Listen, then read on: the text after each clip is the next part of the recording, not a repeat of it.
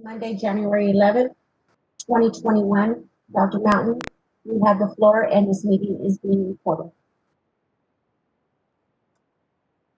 Thank you so much, moderator.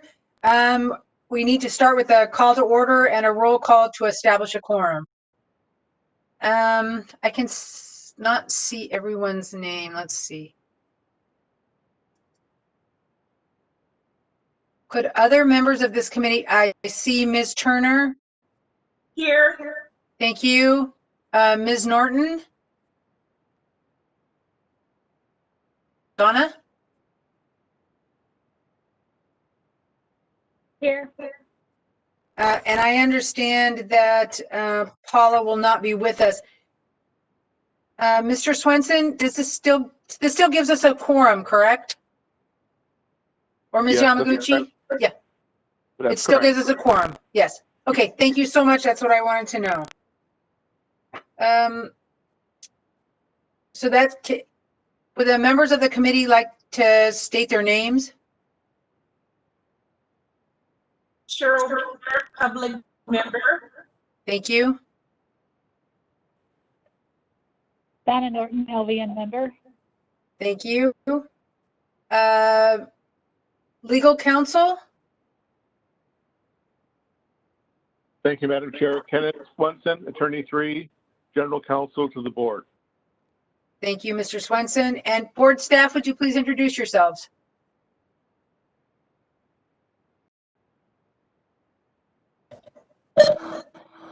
My name is Vicky Saavedra. I am the budget analyst.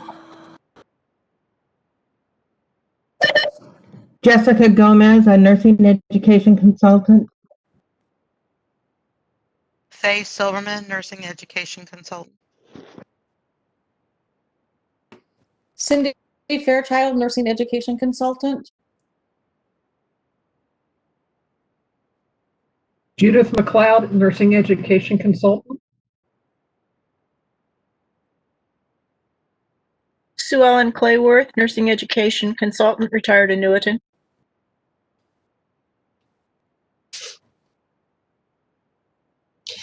Marie Cordeiro, supervising nursing education consultant.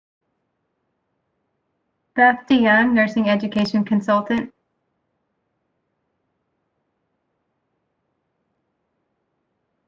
This is Vicki Lyman, the assistant executive officer.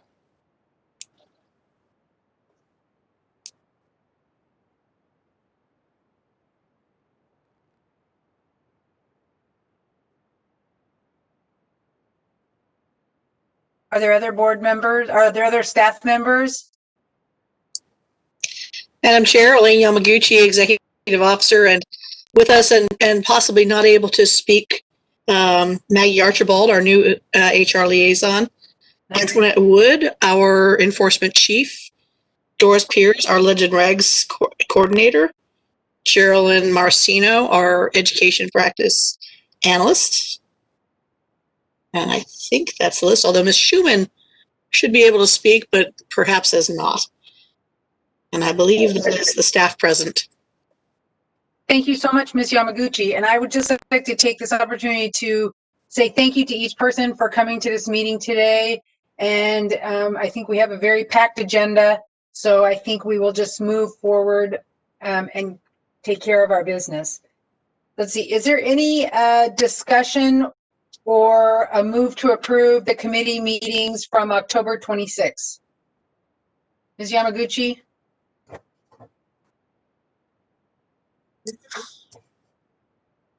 Madam Chair, that those notes should have been distributed with the packet.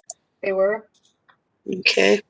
At this point, they're on the floor. But actually, if I might add a point of indulgence, our new regulatory counsel, Sheila Tatayan, has actually just signed on as well. And I'd like to offer her a warm welcome. Yes, thank you so much. This is Cheryl Turner. I move that we approve the minutes from the Education Committee from Monday, October 26, 2020. I will second that. They look really great. All those in favor, Ms. Norton, Yes. Ms. Turner, Yes. and I am also a yes. So the minutes have been moved and seconded, and it sounds like we all approve. All right. COVID-19 update. I believe that is Ms. Yamaguchi. Thank you so much, Madam Chair. Boy, I don't quite know where to start beyond, of course, the everything we've all read in the news and seen on the news, which is very, very bad news. But we will, of course, be moving along, I hope. I think the one thing I did want the committee to know about was the fact that the National Council will be sending out a notice to all the nursing schools in the United States to encourage them to make sure that students at a certain level may participate in COVID-19 vaccination programs so that we can help spread the workforce a bit. That notice is supposed to go out probably tomorrow. And at this point in time, I believe that we will most likely work via the NECs as well to reach out to the schools and see how well they can do this. I think as a side note, this might actually help twofold because it, we're at that point where a lot of the clinical facilities are closing their doors to students, but if they are able to put them to work in this very, very vital service, this may enable the students to be gaining the experience as well. But aside from that, I think everyone knows that there's been a good deal of controversy about, for lack of a better term, the line jumping in terms of the vaccination. I was on a call with the National Council's other executive officers, and the experience is really different from state to state. And while we're having some issues with some facilities providing vaccinations to people who aren't necessarily in the tier that they're supposed to be getting vaccinated, I was told that there are other states that are having quite the opposite problem, that people are not showing up to be vaccinated, and the healthcare workers have prepared the vaccinations and so have managed to find other people to give the shots to so that they don't just waste them. So we're going to be keeping a very, very close eye on how things are going. And I believe you all know that there's been a good amount of discussion about disciplining professionals, healthcare professionals who are allowing and fostering this kind of line jumping.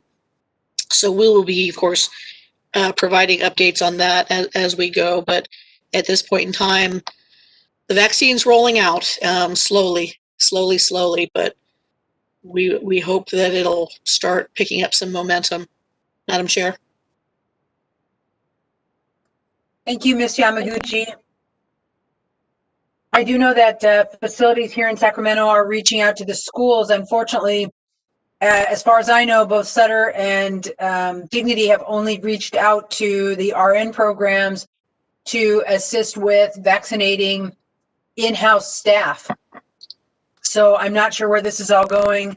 There's still a lot of discussion locally about how this is rolling out. Yes, actually, if I may, we actually wanted to make certain that it was very, very clear out in the field that vocational nursing students are as well allowed to provide that service. So we'll be trying to reach out and make sure that message is clear. Thank you. Hi, this is Dawn. I have a question related to this. How do I phrase this? So I am aware that some of the RN students, through a program called American Nurse something, can't remember the last name of it, but these students are being employed through a registry type thing to work the hospital floors, and they're being paid a wage to do that. So my question here is, if we have vocational nursing students that are going to be giving vaccination, are they giving vaccination as part of their schooling, or are they giving vaccination as a temporary employee of the facility in which they are giving the vaccination at? Donna, if you're okay, Ms. Yamaguchi, I'll at least start with this. This is a hot topic. So some of the facilities are asking them to come in as volunteers. They are already nursing students in these facilities, so they are just asking them to come in as volunteers. At this time, I don't know of anybody who's doing it as a clinical rotation. Just the way they have it set up logistically, it's almost impossible for us to be on site with an instructor to do that. And the program that you're talking about, they do employ LVNs as well, just not in the acute care facilities as far as I know. But right now, and I don't want to dish anybody or say anything mean, but when I'm getting these emails from the facilities asking for people to come and do vaccinations, it's pretty disorganized. Okay, so I guess what I'm looking for here is a opinion from the board about whether or not these vocational nursing students should be volunteering, or whether they should be temporarily employed, or are they authorized to be temporarily employed and receiving a wage for giving of the vaccination, similar to the way that the RN students are receiving a wage to work as patient care technicians on the hospital floors? Well, I think it depends on if they're going to use it as clinical time. If there was a way that VN students could go into long-term care facilities and provide vaccines to residents or staff in a long-term care facility, I think that would be very appropriate. And I think they could do something like that in a smaller venue and have it be a very workable thing for some clinical time. I just don't think that it's cost effective probably for the facilities to employ them even as temporary employees. I don't know. Ms. Yamaguchi? I have to tell you, I haven't heard anything about the possibility of temporary employment, but I had heard about, possibly being able to use this as clinical experience. But it does raise a really interesting point, because I think we've all been reading that they're ramping up for much, much larger vaccination clinics. I know that they're gearing up to hold very, very large sessions at Cal Expo, for example, where you would be having the drive-through vaccinations. So obviously, as understaffed as these endeavors are, I would expect that embracing any qualified personnel would be in everyone's best interest. But I think, Ms. Norton, I think to your point, we're going to have to look into that. And I will reach out to the Registered Nursing Board too, and just basically figure out what's what here. And I'll make certain that the board hears some answers, and I'll probably engage counsel with that as well. Okay, all right. I do know that the RN students are being employed and receiving a wage through this registry. But that's particular to certain places, or is that a universal thing? It's particular to it's particular, I imagine, to this registry, which is A&M. Gotcha. And that registry places them at various sites. And I do know of a site that has contracted to employ them. So I'm thinking that if the RN students can do that, perhaps the LVN students can do it as well. I just don't know I guess what I'm looking for is that there wouldn't be any reason for them not to be able to do, and perhaps the LVN students should reach out to A&M because I believe they also have LVN. Thanks. Actually, I may reach out to you offline and get some further information on A&M, but I'll definitely follow through on this. Yeah, I mean, I think we are going to need all hands on deck here. We have millions and millions and millions of people to vaccinate, regardless of whether they're the hesitant people and they're going to wait a while, or they're the anxious people and they're going to bust the door down. We are going to have, if you think about it, is double the amount because these vaccines require 2 and within a short turnaround time. So just another way to, it seems like what would be good for the RN students should be good for the LVN students as well, seeing how neither has a license. I totally agree here. This is Cheryl Turner. I have a question. Well, we definitely need to ramp up those that are qualified to administer the vaccinations. But can you address for the public to what extent the LVN licensee is qualified to perform those tasks? Is it already within their discipline or their scope of practice to administer vaccines? Or will they need any additional training?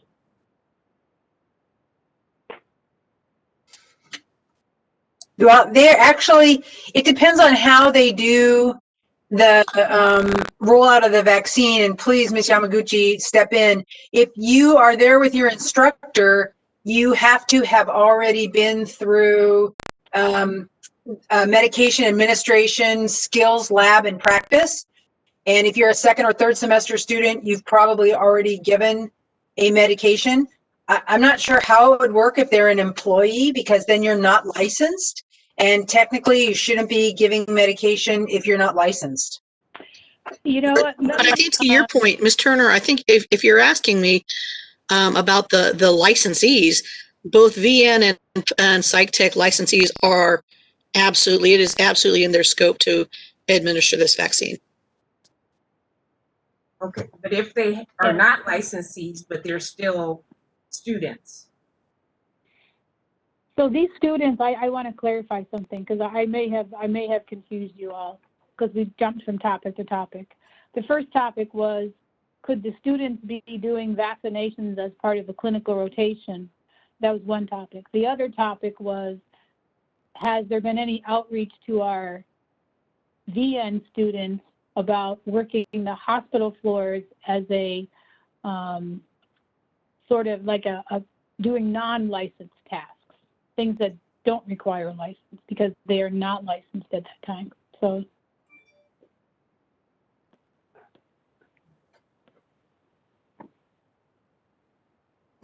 these students from A&M are doing non-licensed tasks on the hospital floors. That's that portion of it. The other portion of it is, can we get clinical rotations going for students to give vaccinations? Those are 2 separate things, and I think we may have meshed them.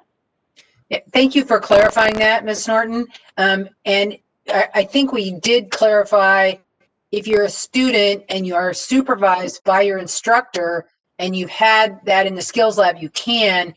If you're there as an employee and you don't have I'm not sure, because an MA can give an injection as long as they are supervised by a physician, but I'm not sure what would cover someone in the hospital in the case of them being an employee and giving an injection when they were still a student. I honestly don't know the answer to that. Yeah, I don't think in the hospital they're giving any injections there. I think they're doing all non-licensed tasks. And then I think that, yes, medical assistants can give immunizations and injections, but it would require 2 things. One, it would require them to have a medical assistant certificate, right, which not all VN students would have. And secondly, it would also require them to have gone through a training period and have had supervised injections of X number, and that doesn't seem like it would be a likely scenario, but possible, I guess, but not too likely. Did that answer your question, Ms. Turner? Or did we just kind of get off on our own stuff? Yes, you did. I mean, yes, you did sufficiently. Yeah. Are you sure? I know, because we got off on this whole kind of side topic. Well, that's true.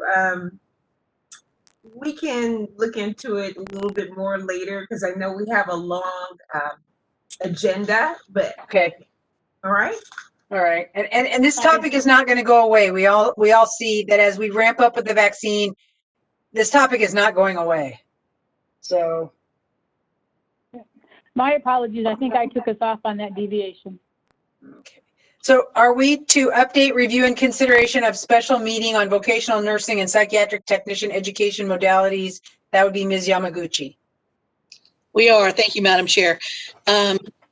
As you'll recall from our November meeting, we had a special session on the Wednesday preceding the board meeting, talking about the future of nursing education. And we will be having a follow-up session at the February board meeting on the Wednesday preceding, where we are going to spend a good amount of time talking about a really good high-level conversation about the various types and usages of simulation, clinical simulation. Right now, the staff and I and Dr. Mountain have been having some really animated conversations. We're reaching out to vendors and schools and other stakeholders to provide some really good kind of practical walkthroughs and explanations. It's going to be really fun, and I think it's going to be very informative. So it is, of course, a informational meeting for the board members, but it'll be pretty much all day. We're working on the final agenda for that, and it should be made publicly available the same time the rest of the board meeting agenda will be. It will be open via WebEx to stakeholders. We'll be inviting the nursing schools and other folks in the community to attend as well. Like last time, we'll be trying to allow for some public conversation, but obviously this is specifically aimed at providing information and the opportunity for the board members to have that opportunity to learn about what these things mean and how they're being used, what the pros and cons are. So I'm really looking forward to that. I think there's going to be some very good animated conversation.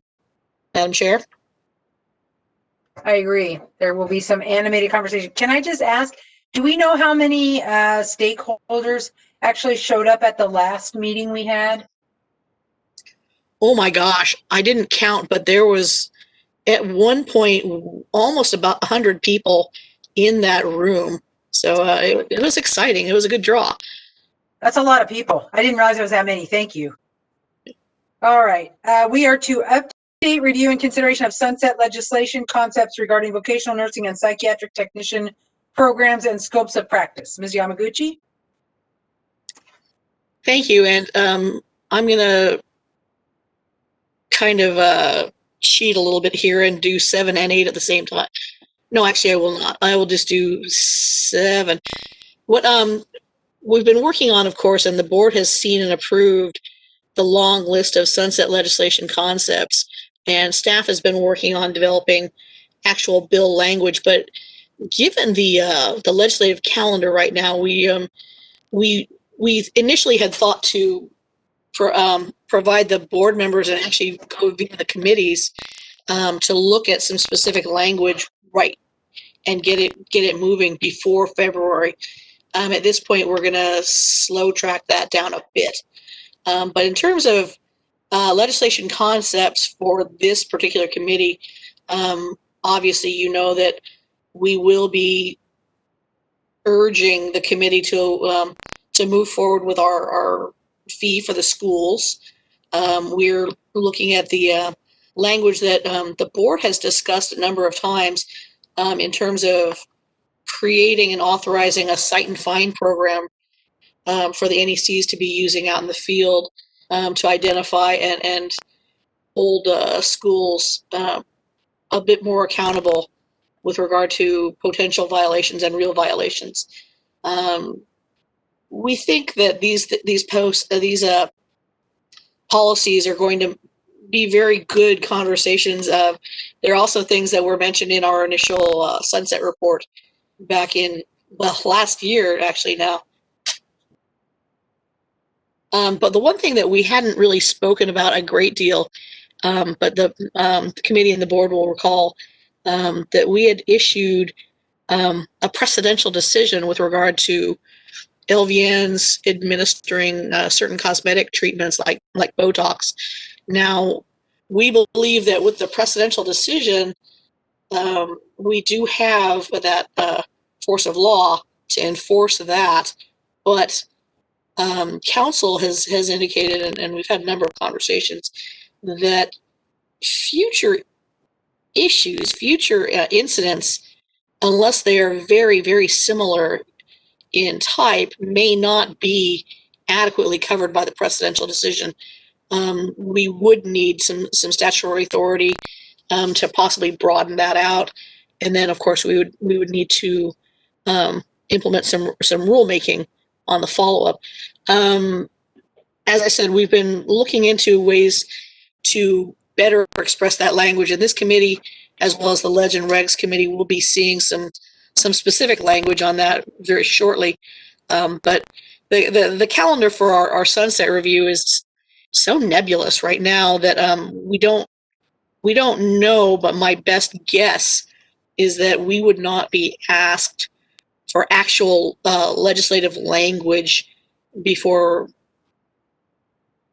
I would say June, if not maybe late April, but certainly no later than like around the Memorial Day. Let me pause here for some questions.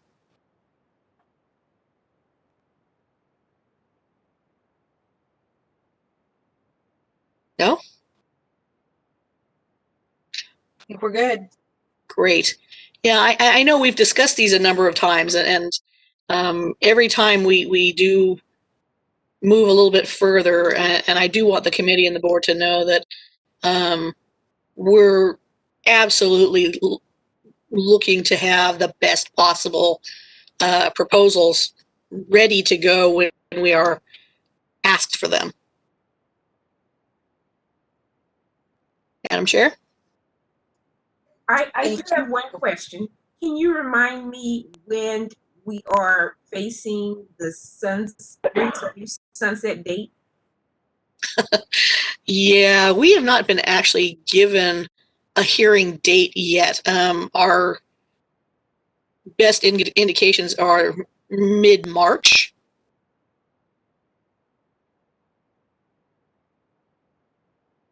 Okay, thank you. Certainly. Ms. Yamaguchi, do we have any idea when we'll even be given a date or hear anything definite? Any minute. That was funny. Yeah, any minute now is my not entirely joking response. But you know, the one thing is the legislative staff just came back to work last week. They are looking to have roughly twice as many sunset hearings this year as normal because of last year's delay. So I'm thinking they're a little swamped.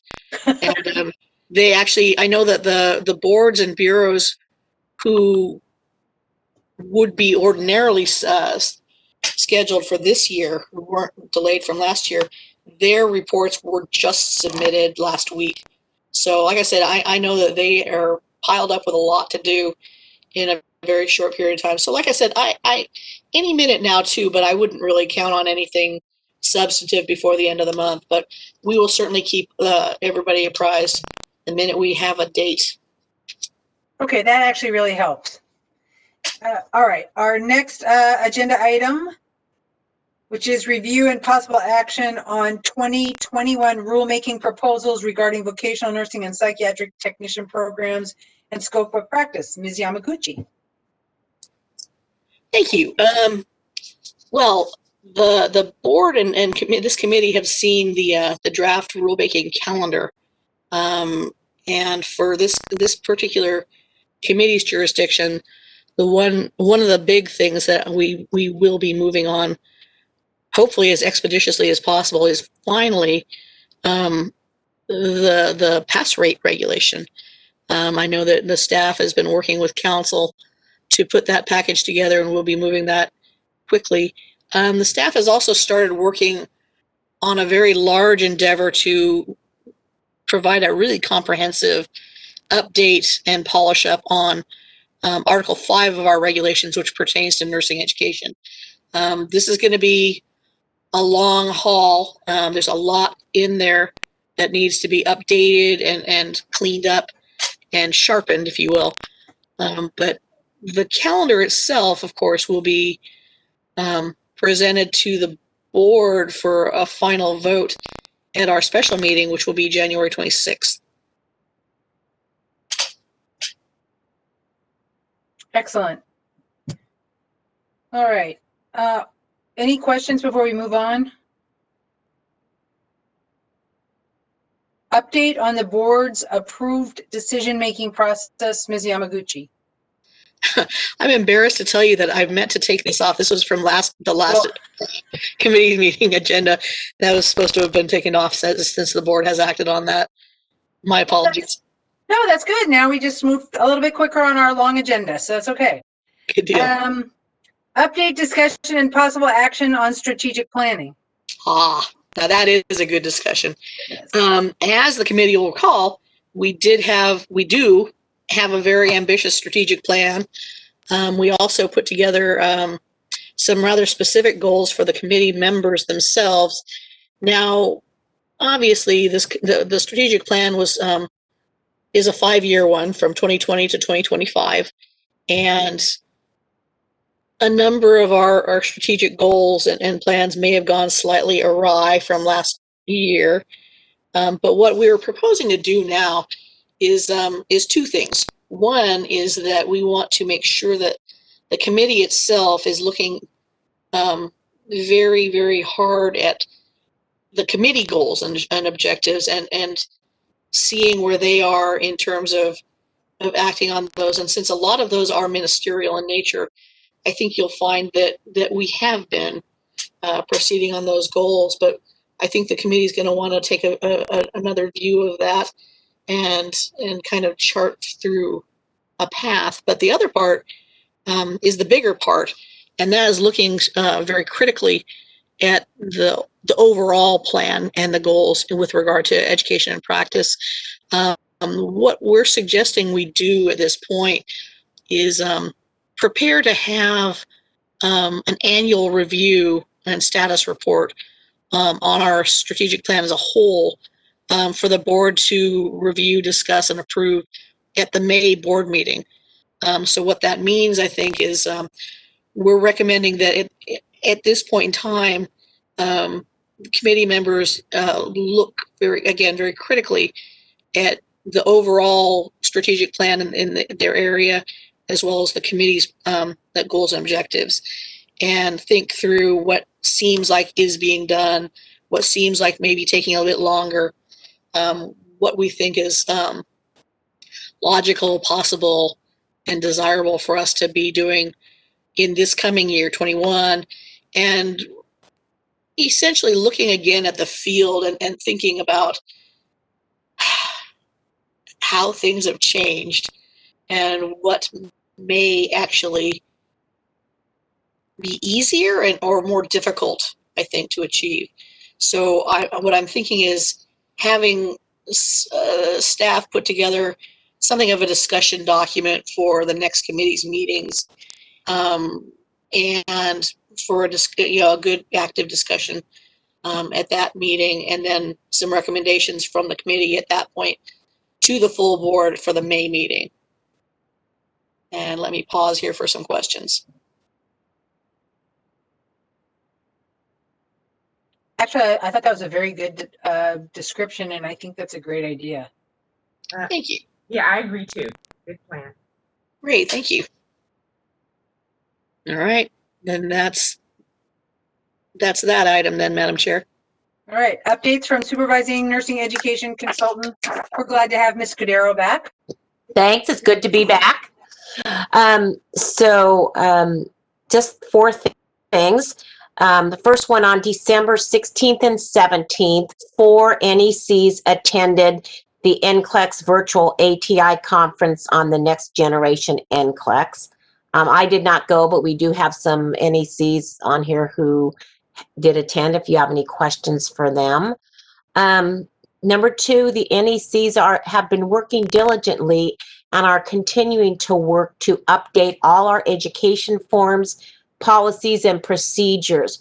Once those are updated, reviewed, approved, then it is our goal to convert them to the ADA format, because as you know, everybody's working hard here to convert everything to the ADA format. They have about 70% of the documents have been reviewed and revised so far. So that's very good. And upcoming for March 2nd and 3rd, we do have director forums, which have been confirmed and via WebEx and scheduled. And the agenda, the NECs are working on the agenda and the forum. So we're excited about that. And our last thing, I'm personally excited. I know the NECs are. We have a new NEC. Her name is Charlene De La Rosa, and she begins here with us on Monday, January 25th. So you will all be meeting her at the February board meeting. And that's it for my report. Any questions? Excellent. We're excited to have a new NEC with us. That would be great. No kidding. So are we, Carol. All right. Item number 12, discussion and possible action to make recommendations to the board. It looks like we are on a consideration of placement program on provisional approval at Carrington College, Sacramento. Ms. Gomez. Hello, how are you today? I am bringing a report to you regarding Carrington College, Sacramento. This is for consideration of provisional approval. Back on January the 21st of 2020, the program received their continued approval, but at the time there was 5 violations that were identified. Now, in April, May, February area, they sent in various plans that looked like they had corrected all of the violations, but when I received a request to admit for December, there was an issue that I identified at that time, which I'll talk to you in a minute. We requested the program to send us back information regarding the violations and identified that 3 of the 5 have not been corrected. Now, when they submitted their request to admit in August of 2020, they had requested to have 30 students. Instead of admitting 30 students, they admitted 31 students. It was identified that they had 29 new students and 2 repeating students. None of the students were identified as substitute students, and none of the students would be expected to be leaving the program upon admission when they signed up to take the course. So this here is definitely a violation where they admitted an unapproved student. Their pass rates have remained good, but the violations that they have not corrected was they had not identified all of their faculty who had either left back in December, and so we got that all corrected. And when Judith took over this program, they did send an a notice to Judith that back in August, as an instructor was, an instructor left, and she did not get this notice until November 6th. So that is not within the 10 days of requirement. So this is a repeated violation.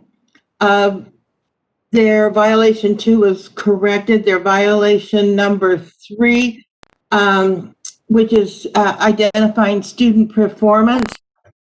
They do have a remediation plan. They do some remediation, but in evaluating what they had sent, students had sent in assignments that there was no identification on it that they had ever been corrected, ever been looked at by an instructor. And there was no notice on the remediation form that the assignments were addressed or other than that they had turned them in. So there really is no follow through with the remediation of the students that I could identify. And let's see. Their violation number 5 was that they do not provide credit granting for the CNA students. It is not in their policy. I could not identify where any CNA students had received credit granting for the CNA program. And it is on their application that they can, but unless they really specify to the student that they can have this credit granting, the student would never know. And like I said, it's not in their policy. So this gives them a total of 4 violations at this time. And so that's why I'm bringing them to this, to you guys for consideration. Ms. Gomez, would you mind, or maybe I missed it. I was trying to follow along as you were reading. I was trying to read as you were following along. So do we have a plan in place for them, or what is your recommendation? My recommendation is that they go on to provisional approval, and Judith McLeod will be working with them on a plan on how to get all of these corrected. Yeah, it looks like a pretty impressive list. Yes. Are there other questions from the other board members?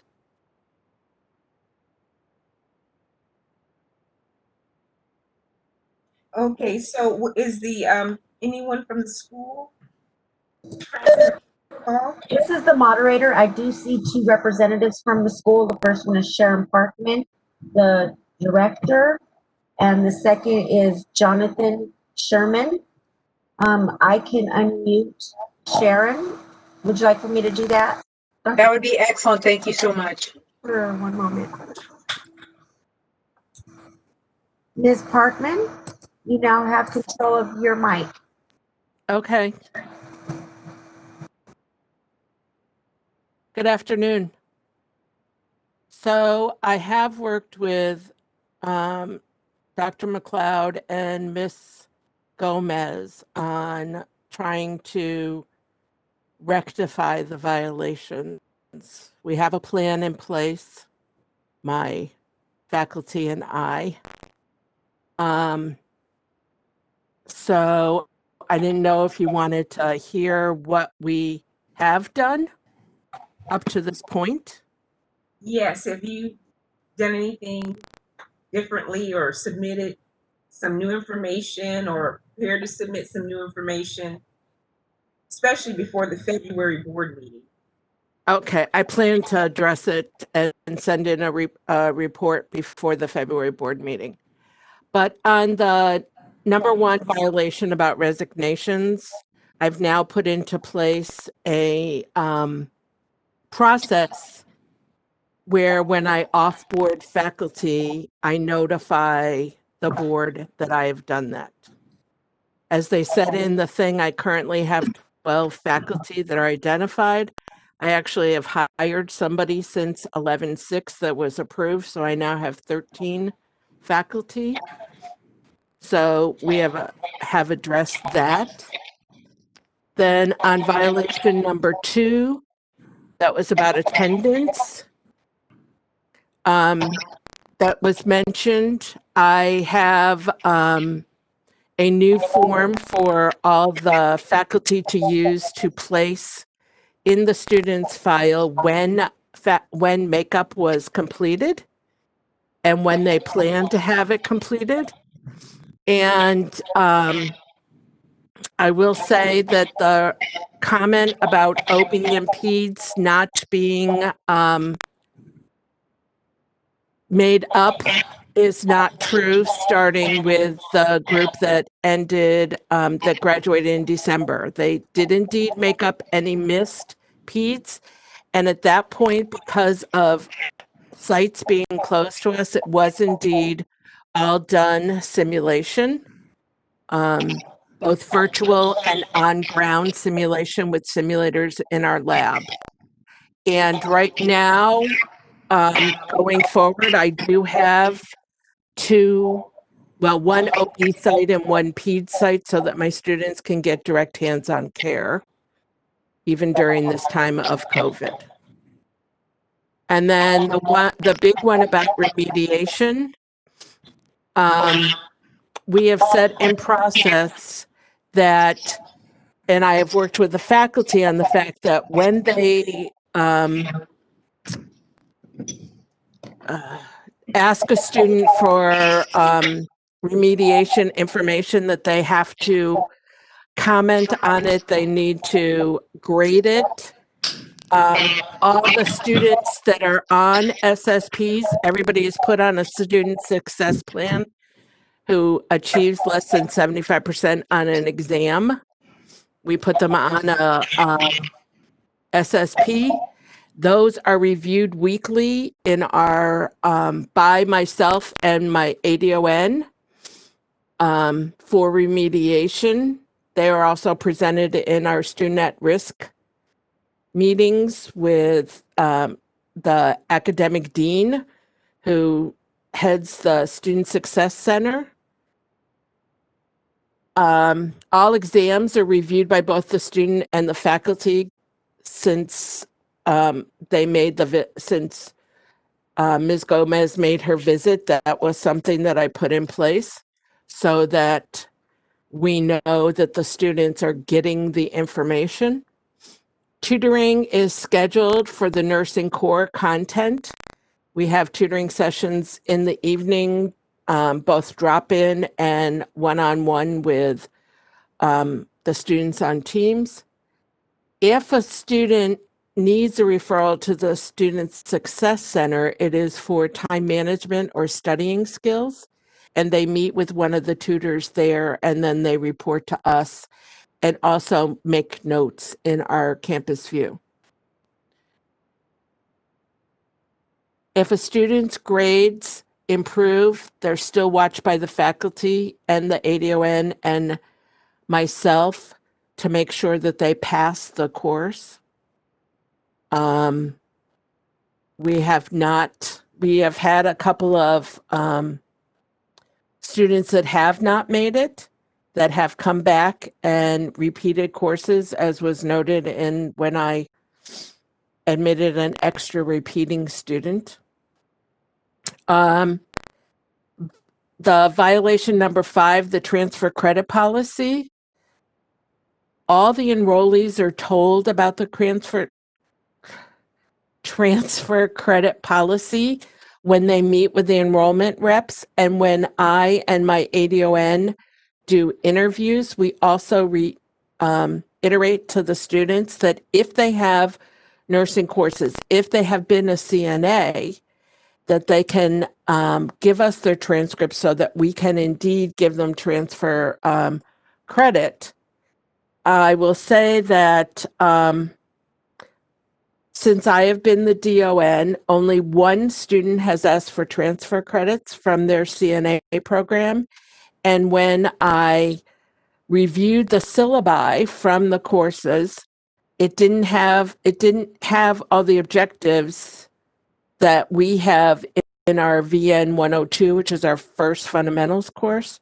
So I denied the credit. No other students have actually requested of me to have CNA credit given. And the last one was the new violation about the 31 students. Those students are now in their second term of the program. We actually have 30 students because one of the students dropped for personal reasons and family reasons. So presently we have 30 students in the second term going forward. Questions? Yeah, this is Cheryl Turner, and I wanted to acknowledge your passage rate.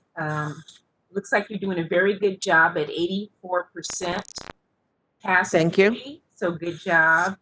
And the student instructor ratios there, it looks like you have access to your critical sites. Yeah, we just need to have these corrections made. Now, you mentioned, for instance, the credit.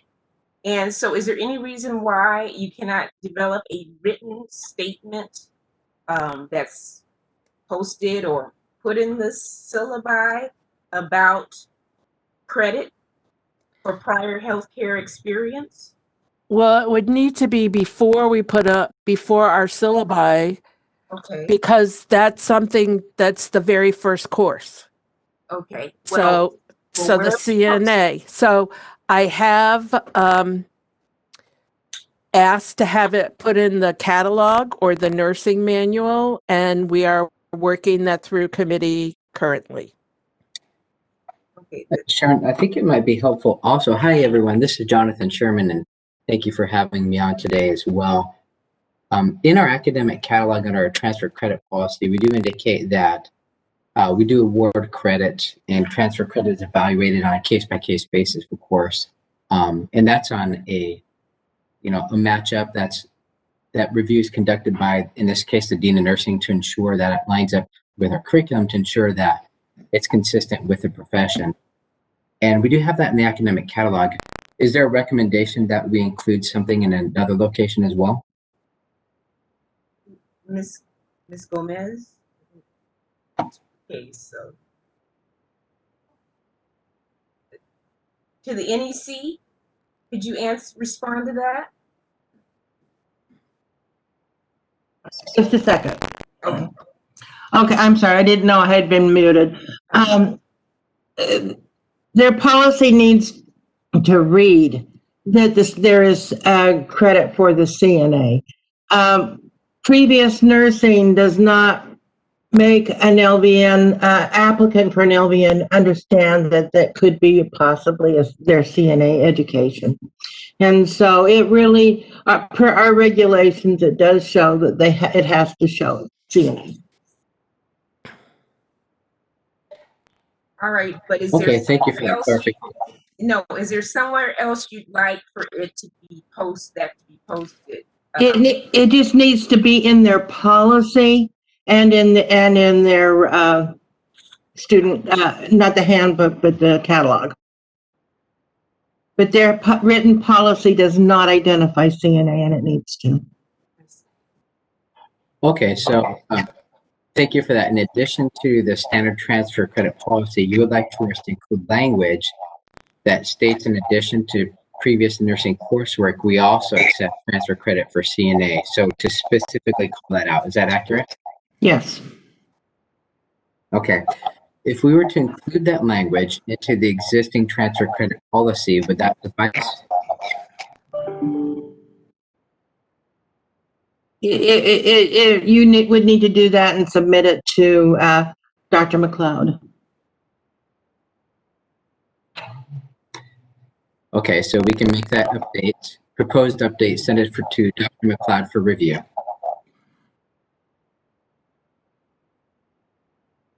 Okay, got it. Thank you.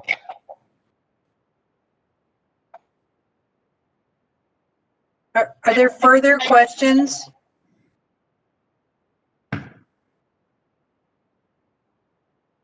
Thank you very much, Dr. Parkman, and your colleague, for attending this meeting and helping to clarify some of these things for all of us. Thank you very much for the opportunity. Much for having us. Mr. Swenson, does this committee need to make a recommendation? Can you hear me? This is Donna. Yes. Okay, all right, I kept trying to unmute myself and it kept going back to mute. I'm wondering if there is a way to correct these violations without having to place this school on a provisional.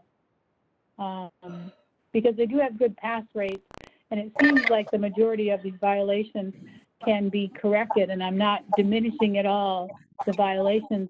I'm just wondering if there is a way to not take the harsh action of placing them on provisional, or what the thoughts related to that might be. May I respond to that, please? Please do, yes. Yes, a lot of these violations started last January. They put in place policies.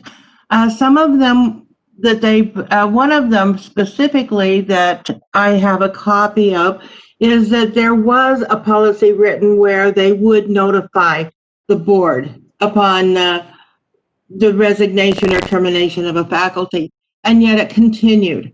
And so this has been going on for a year now, and we did do it without the harsh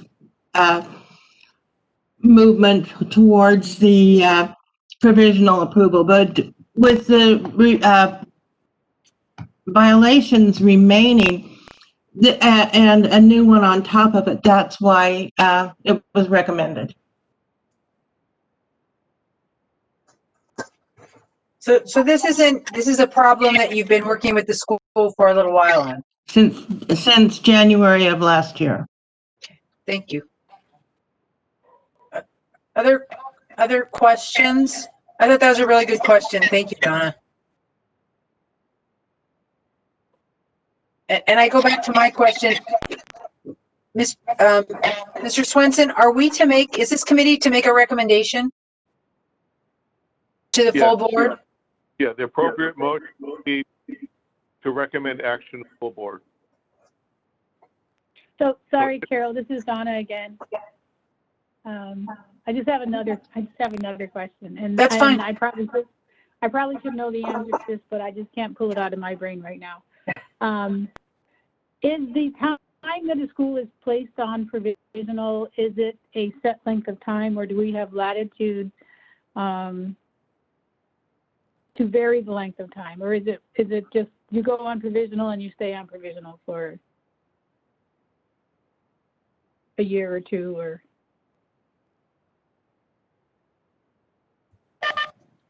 Donna, usually we request for a 2-year period.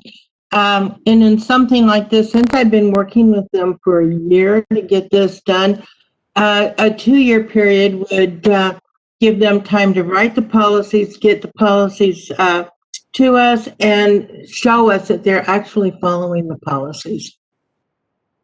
Because the policies that they gave us last spring, they didn't seem to follow them, at least all of them.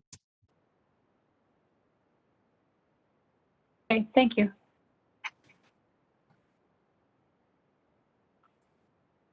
Is there a motion from the board?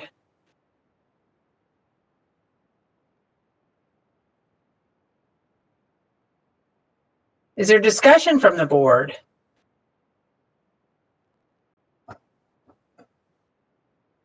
Well, I'll continue the discussion. Like, this is a very precarious position to find myself in. I 100% rely on the NECs to make recommendations to the board. I'm sure they have a higher level of expertise than I may have related to schools. It's just uncommon to place a school, at least in my experience and what I can recollect at this time. It is uncommon to place a school on provisional that has good pass rates and not diminishing the violations at all. I don't know what impact COVID has had on these violations this past year as COVID has impacted everything else. I will say that I am somewhat uncomfortable placing them on provisional due to those reasons, which is why I've hesitated making a motion there. So just to be transparent in what is going on inside my head. I in no way want to buck against the recommendation of the NEC. I'm just wondering, is there a different way around this? This is Cheryl Turner. Is there any way we can just refer the matter to the board without a particular recommendation at this time? And we hope that the school will submit the information before the board hearing. The board is not required, the committee is not required to make a recommendation to the board. Any action taken by the committee would be, it can be handled several different ways. One would be to not make a recommendation and then take it up at the next board meeting. The other possible solution to the concerns would be to continue the matter to the next committee meeting to get a status report and update on whether there's been compliance and correction of the violations, and at that time the committee could take up a recommendation. So those are two possible approaches to the problem. There are others as well. Right, thank you. So once again, is there, as we consider the action of this committee or the recommendation of this committee, what are your thoughts? Well, this is Donna. I would move that we bring this school back at our next Education and Practice Committee for consideration of provisional if they have not corrected these violations. This is Cheryl Turner. I second that. So say it one more time, Donna, can you? Ken can say it so much better than I can. All right. I would move that we bring Carrington College back to our next Education and Practice Committee for consideration and placement on provisional status if they have not corrected the violations between now and then. Okay, and it was moved and seconded. Let's have a vote. Ms. Norton? But we need public. Oh, wait, comments, I apologize. So I open up for public comment, correct? That's correct. Okay, moderator, public comment? At this moment, I see none, but I will unmute the mics of the representatives of Carrington College.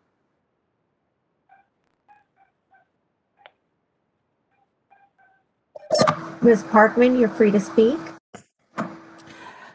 I am very willing to work through with the NEC to fix the violations before the next Education Committee meeting, which would be when? When is the next Education Committee meeting? Ms. Yamaguchi, it would be,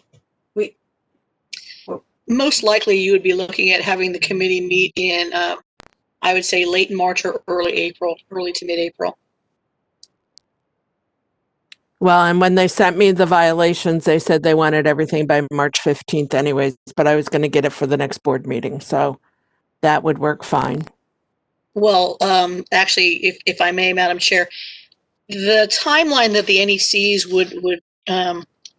would work out with you, it does need to be quite a bit in advance of the meeting itself. Mm-hmm. So yes, it would need to be probably no later than March 15th for an early April meeting. Okay, I can have it to the committee by the end of February. Okay, that seems reasonable. Are there other public comments? Hi, everyone. This is Jonathan Sherman, Senior Dean of Regulatory Affairs at Carrington. And I will support Ms. Parkman in these efforts to ensure that we are achieving all stated goals by the end of February to submit to the committee as well. And I thank you for the opportunity.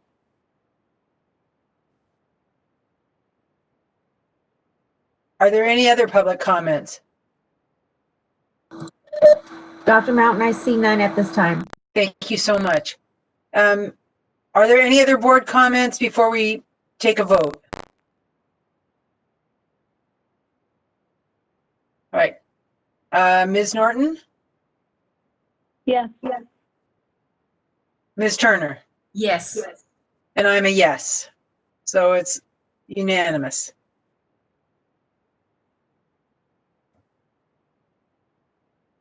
All right.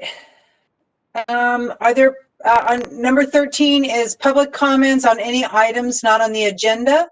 Are there any public comments from the audience that you'd like to see put on the next agenda?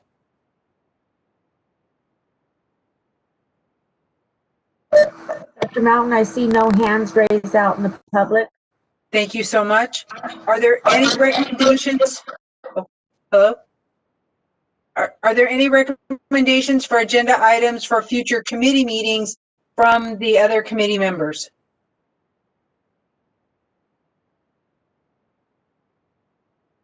Ms. Norton, Ms. Turner? Hearing none? Other than the Carrington matter, other than the Carrington school matter, no. Yeah, we'll bring that back at our next meeting. Okay. If there is nothing else, then this meeting will adjourn, and it is 3:07 p.m. on January 11th. Thank you, everyone. Thank you, everyone. Yes, Thank you.